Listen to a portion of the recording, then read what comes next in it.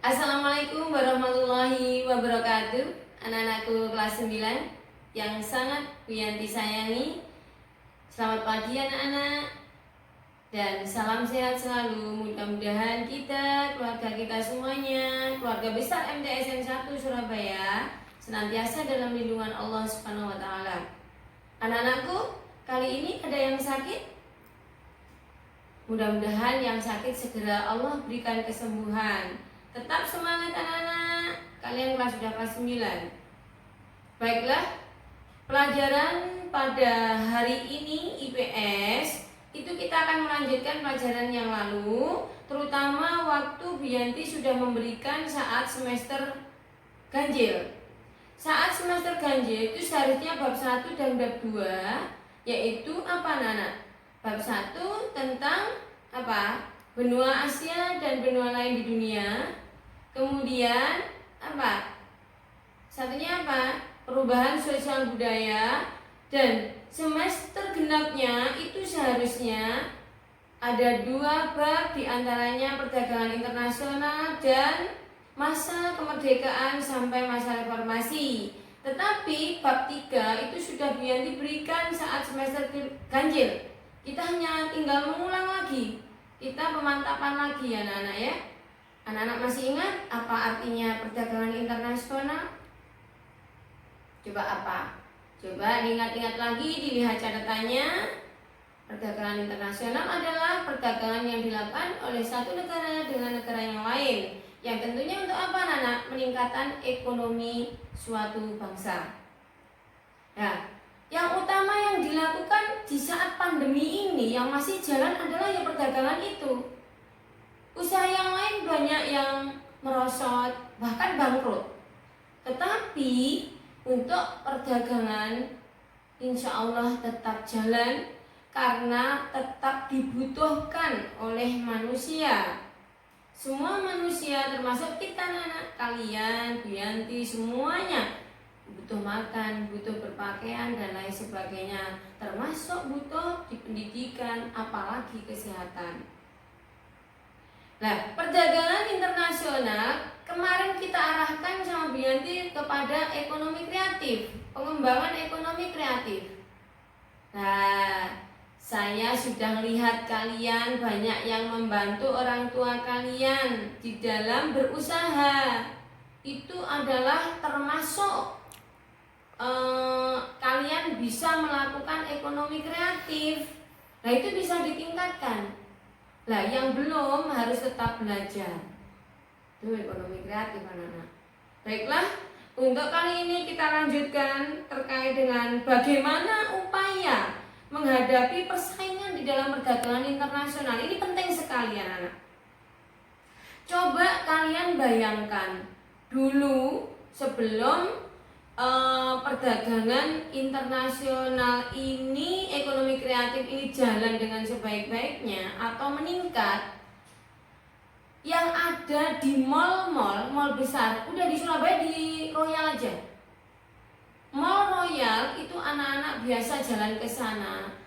Waktu sebelumnya itu yang dijual di Royal itu hanya barang-barang, jasa juga yang nilainya tinggi anak-anak, sehingga yang mencapai itu adalah ekonomi menengah sampai ke atas. Kalau sekarang tidak lagi, karena persaingan perdagangan itu.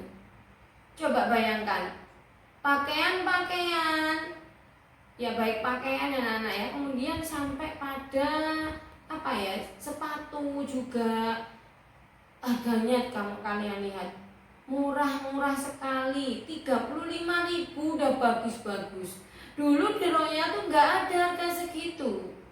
Sekarang dengan nilai rupiah 35 sampai 65, itu pakaian sudah bisa dipakai sebaik-baiknya, udah bagus lah intinya. Itu salah satu persaingan perdagangan internasional. Kalau kita tidak meningkatkan kreativitas kita di dalam berdagang, terutama bangsa Indonesia, termasuk kalian generasi penerus bangsa, maka nonsen dengan orang-orang yang pandai di dalam meningkatkan kreativitas dan inovasinya. Pasti itu, jelas. Tadi saya ulang, upaya menghadapi persaingan ini apa yang harus dilakukan? Yang pertama, mengamati pasar dan mengenali pesaing. Pesaingnya seperti apa? Saya ajari coba anak-anak. Kalau sekarang banyak orang berjualan di pinggir jalan, mulai pandemi ini, wih, subhanallah, banyak, termasuk orang tua kalian. Kalau kalian tidak mengenali pasar, ini maksudnya begini, yang dijual itu kayak apa ya? Seperti apa ya? Itu harus dikenali. Lah kalau tetangganya sudah berjualan ayam geprek, ya jangan sampai kita jual ayam geprek lagi. Harus lebih meningkatkan kreativitas dan inovasi kita. Mungkin olahan bahan-bahan yang sama, tetapi dengan bumbu yang berbeda akan menghasilkan yang berbeda pula. Kemasan itu pengaruhnya luar biasa anak-anak. Bentuknya sama, bahannya sama, rasanya sama, tapi kalau kemasannya jauh lebih bagus, maka akan mengantarkan nilai jual yang tinggi. Tuh, perlu kalian perhatikan di dalam persaingan ini. Ini harus kalian perhatikan. Persaingan yang positif untuk meningkatkan ekonomi bangsa. Ya. Yang kedua adalah menciptakan produk yang berbeda. Tadi sudah saya katakan, ciptakan produk yang berbeda. Coba di Surabaya adanya ayam geprek, ayam penyet, nasi goreng, capcay. Sekarang sudah banyak inovasi dari para penjual itu lebih bagus lagi. Nah, itu harus kalian lakukan. Dengan pakai apa? Pemikiran kita. Kita lihat pasarnya seperti apa. Jangan sampai kita niru-niru. Tidak laku nanti. Persaingannya ketat sekarang. Orang banyak meningkatkan kreativitas inovasinya. Yang ketiga adalah menonjolkan keunggulan produk. Nah, apa yang ditonjolkan? Rasa misalkan, kemasan misalkan, bahan yang premium, berani menjual tinggi.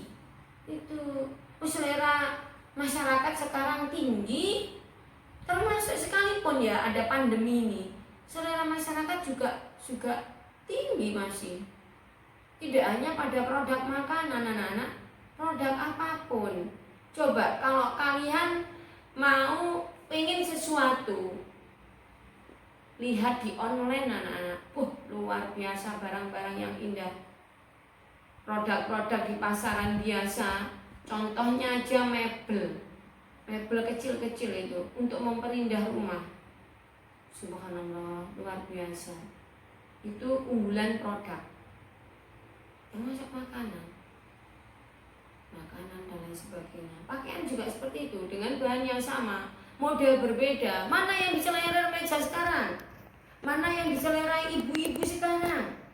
Itu harus berbeda. Sekarang lagi masker, coba masker itu persaingannya luar biasa kan, modelnya kayak apa aja yang lebih istilahnya lebih mengandung nilai kesehatan, itu macam-macam jenisnya. Berikutnya adalah mempelajari kelebihan dan kelemahan pesaing.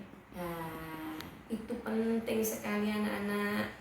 Misalkan kita sama-sama mau membuka resto, ya, kita lihat pesaing kita seperti apa, lebihnya di mana resto itu kok banyak yang diminati, apa lebihnya di situ? Mungkin pelayanannya, mungkin produknya. Kemudian kelemahannya apa? Nggak ada tempat parkir, itu kelemahan. Nah, itu juga akan menjadi pengaruh di dalam persaingan perdagangan.